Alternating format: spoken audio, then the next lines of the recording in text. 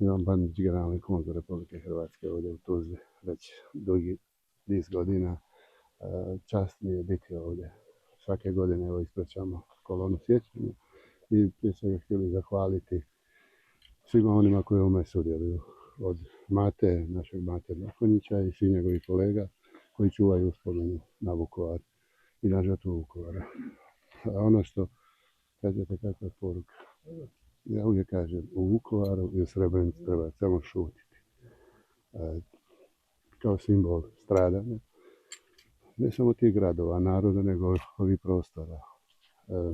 Vukovar je dao ogromnu žrtvu za samostalnost Republike Hrvatske i mislim da branitelji i svi oni građani Vukovara koji su stradali, mislim da su se ipak borili za Hrvatsku koja je danas slobodna, neovisna, dio europskih integracija i da zbog toga mogu biti ponosni da imamo Hrvatsku kako su željeli.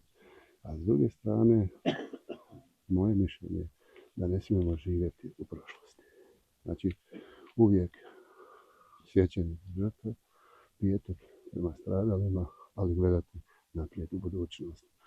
I kad to kažem, to jednako mislim naravno na Bosnu i Hercegovinu, čiji je jedini put po meni, iako to zvuči malo neobično da nema alternativa, ali mislim da Bosna i Hercegovina treba biti dio europske priče i da granice između ove dvije zemlje ne bude, kao što je nekad nije bilo, da nestanu granice na Savi, na Uni, na jugu i da to budemo zagrljeni zajedno u Europskoj zajednici naroda.